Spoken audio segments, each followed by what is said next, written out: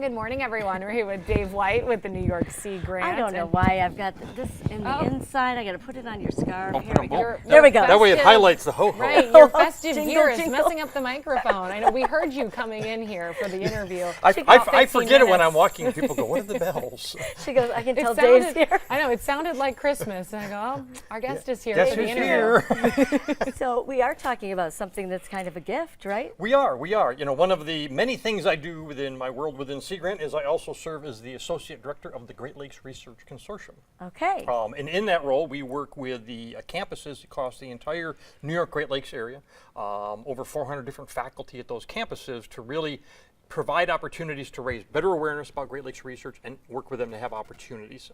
And one of them, we just announced our what we call our small grants RFP for faculty. And what that is, it's a $25,000 grant that they can apply for. That's seed money to really start looking at a new project or a new opportunity to get out there.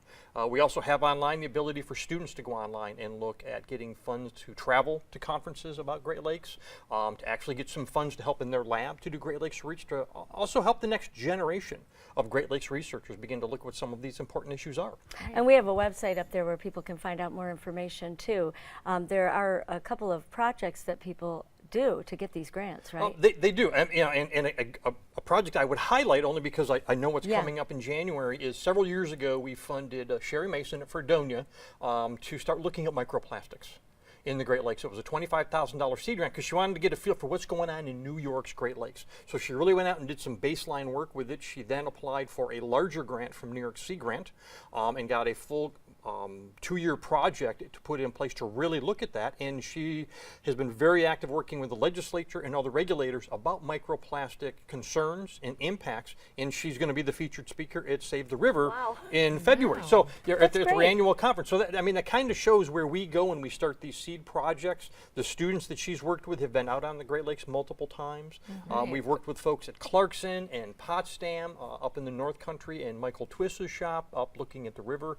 So, you know, we really try to cover, you know, the holistic area of the Great Lakes, but it's these seed grants that we can really get into, especially new faculty's hands, to really get them thinking about and looking at what some of these concerns are that they can then go and, you know, go to larger grants to New York Sea Grant. Right. Those projects are just a stepping stone. It really is, and the microplastic one I thought was a really cool one because she will actually be up here at the Save the River conference talking about what she's done. It's actually brilliant. You have these young minds that are really so eager to get out there and discover, and then you really let is. them.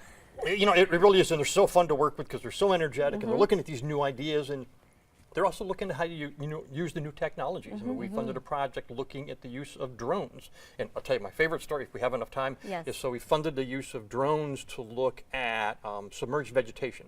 And so they were out with the drone, and they were going to baseline check it with a boat. And so, you know, they were out there, and this is several years ago when drones were first coming out. Great new use of the technology. So the drone had an issue. So a drone is trained to, if you have a problem, go home. Well, it came off of a boat, but it GPS to where the boat was. So as the boat moved, when it decided to go home, they watched it go and go right into the water. river. Oh no! Some trial and error there. Well, but I mean, it was because, you know, they hadn't thought about that aspect of using it over water, that if it's told to go home, it's going to go home to where it was, not where the boat is.